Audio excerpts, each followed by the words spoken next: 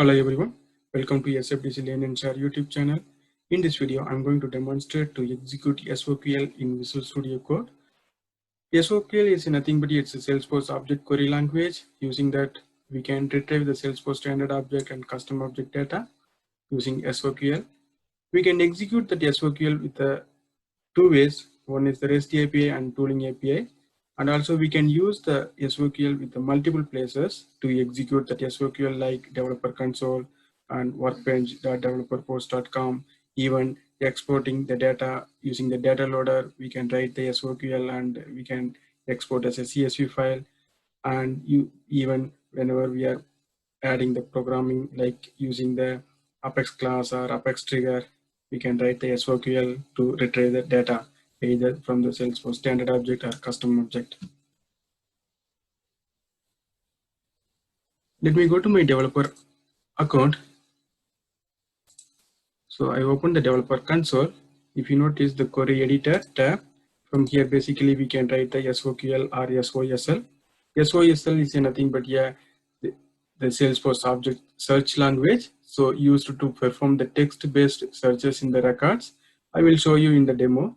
Let's try to add the SOQL query, like try to retrieve the account records.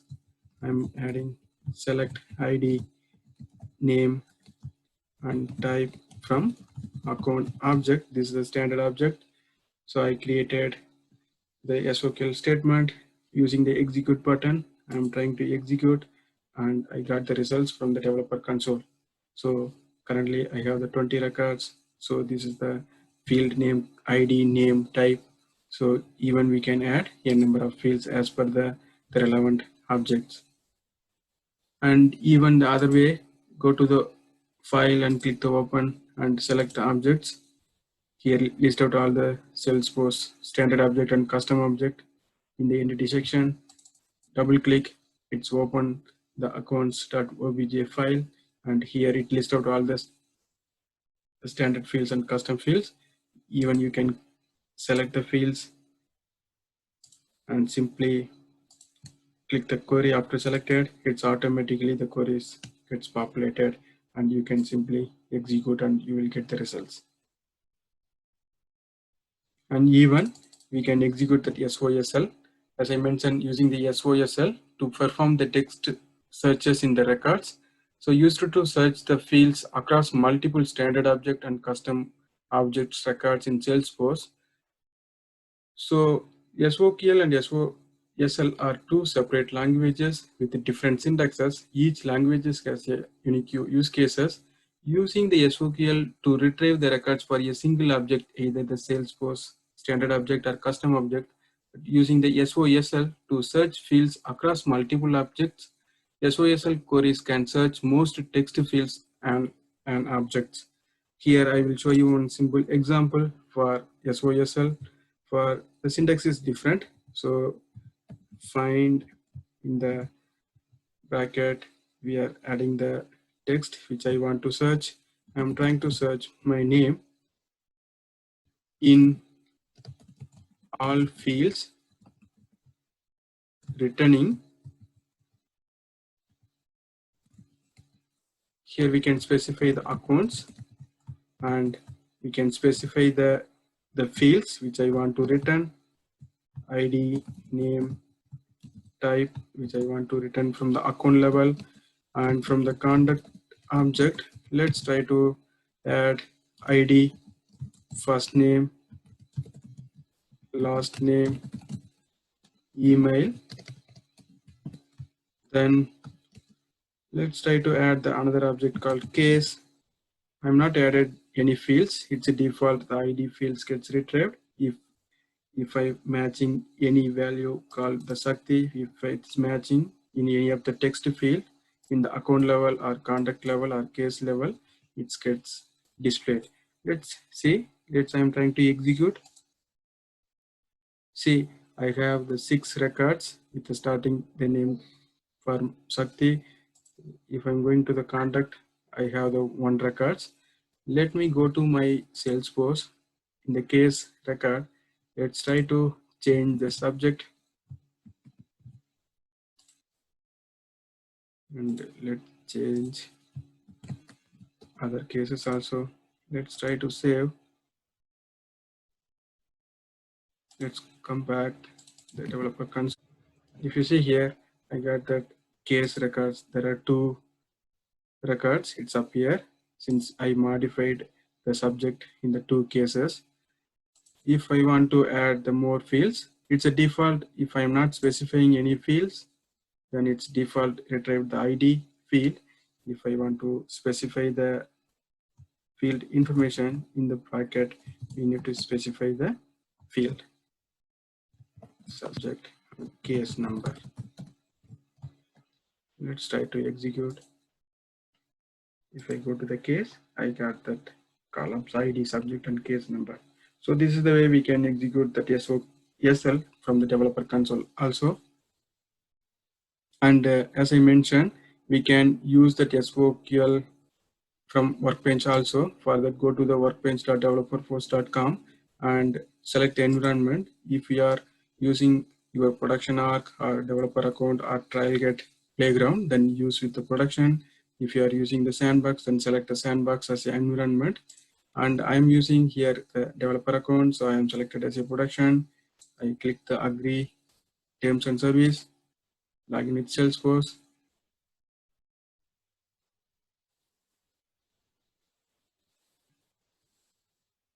If I go to the queries tab, click the SOQL query and select the from object drop down, it's list out all the Salesforce related object like standard object and custom object. Click that object and the fields appear, they related the objects. Here you can pick that fields or directly you can add your SOQL query as well. Let me go to my developer console.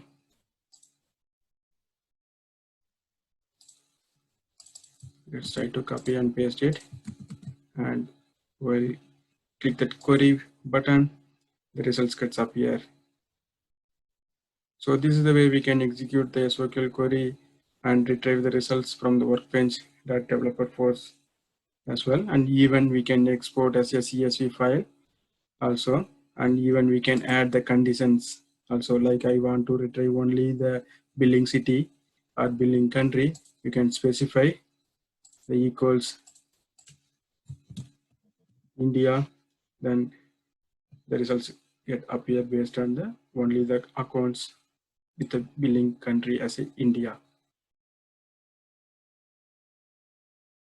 From the data loader, so if you aware, go to the setup and type data loader, and you can download the data loader as per your operating system, either the Windows or Mac. So once you installed, you can open that exe file. Let me go to, I downloaded already. Let me go to open.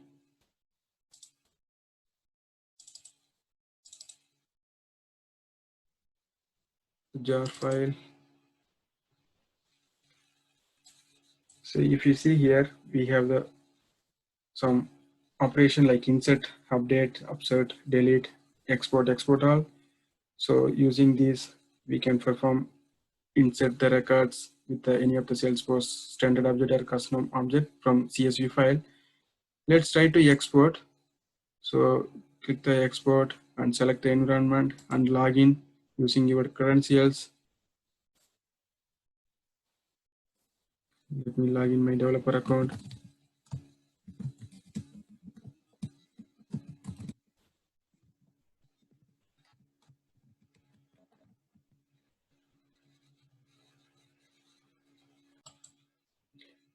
Click the allow access. Login gets successfully. Then click the next. From here, it's list out the Salesforce object. It default, it lists out very few the Salesforce object. If you click that show all Salesforce object, it's displayed all the Salesforce standard object and custom object. Let me go to pick the account and let's try to extract as a CSV file. And I'm trying to save that file as a account records.csv file and click next. Then from Here you can add your SOQL query, or even you can select the fields from the drop down. It's automatically appear, or even you can write manually as well. And click the finish. As I mentioned here, you can add the condition as well based on the billing city. If I want to retrieve only certain cities, yes, we can extract and we can add the condition as well. Let's click the finish and click that yes, it gets extracted the 20 accounts. If you click the view extraction, it's displayed all the records. Even you can open the in external program, it's open as a from the Microsoft Excel. Let's go to see the files under the downloads, account records, the information available. So this is the way we can query from the data loader also during the export as a CSV file, either the Salesforce standard object and custom object. Now let me show you to executing that SOQL query in Visual Studio Code. Here I configured my Salesforce developer account and I authorized. So in the scripts folder, drill down and select a SOQL folder. It's a default account SOQL folder is up here. Open that file, and even you can create your own file and we can reuse it whenever you want. Here we have that account query. Select ID, name, type from account. Simply select that line and go to the command palette and select the SFDX execute SOQL query with the currently selected text. And here it's prompting REST API or tooling API. Here I'm choosing the default one, REST API. The SFDX command executing. If you see that this is the command for SFDX post data SOQL query to retrieve using the REST API. So the results appear in the output panel of the Visual Studio Code. So let me show you the tooling API. So REST API, it's written as a query data entities. If you want to query in the tooling entities instead of the data entities, then we need to use with the tooling API. Tooling APIs give the SOQL capabilities for many metadata types, allow you to retrieve the smaller pieces of the metadata. So in that case, if you are retrieving a smaller pieces of the metadata, then obviously we will get the better and improved performance. So tooling API is a better fit for the developing interactive applications. So these are the objects supporting with the tooling API. Let me show you in my developer console. I am trying to retrieve the Apex class member. From here, I already created the SOQL query. Select ID full name from Apex class member. Let me try to execute. If you notice, I get that error. It's called a subject type Apex class member is not supported. If you are executing like without using the tooling API, it's a called here retrieving from the REST API, then this Apex class member is not supported. So we need to click that use tooling API to retrieve the tooling API supported objects to get the results. So let's use the same SOQL query from Visual Studio Code. Select that line, go to the command palette and execute SOQL query with currently selected text. Here, if you are selecting the REST API, then we are getting that error. So let's select the tooling API since this Apex class member will support with the tooling API. The query executing. So they executed the query successfully. So this is the command for the SFDX to using the tooling API, the query and -- use tooling API and we get the results. It's nearly 18 records. And from the terminal directly, we can execute that SOQL query as a JSON format also. Let me show you one of the example, SFDX force colon data colon SOQL colon query hyphen Q from the select ID name type from account, then simply add the hyphen JSON, click enter. The results gets appear in the terminal as a JSON format.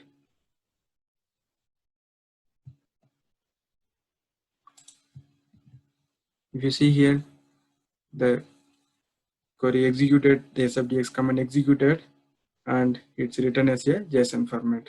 So you can use, if you want to do some JSON thing, then you can achieve using that hyphen JSON. So this is the way we can execute that SOQL using the REST API and tooling API. And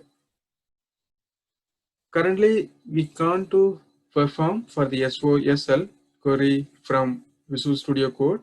So we can perform only the SOSL from the developer console or from Apex class. So SOSL, basically we can add the find and in all fields returning. Here we can specify the which particular object I want to retrieve, the columns, and then finally we can assign the individual objects. This is the S object we are assigning. Here we get the results with the multiple objects. Then we can segregate with the individual objects like accounts, contacts, case, in the case, opportunity, and lead. Let me show you to execute this from the Visual Studio Code. I'm just copy and paste it from the scripts under the Apex. Let me go to create a new file, demo2.apex. Here I am pasting this SOSL. Select that line and go to the command palette and use SFDX execute anonymous Apex with currently selected text. It's executed. We are getting the logs. If you see here, we added the system.debug, accounts, contact, cases.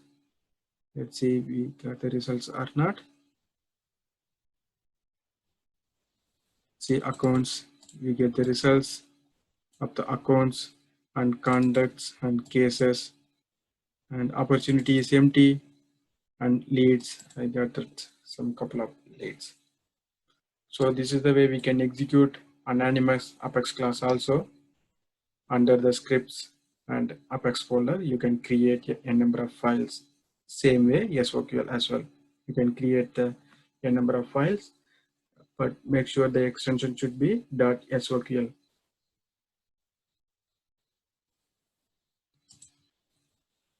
That's all about this video. I hope this video is helpful. Please don't forget to like, share your comments, and don't forget to subscribe my SFDC Lean and Share YouTube channel.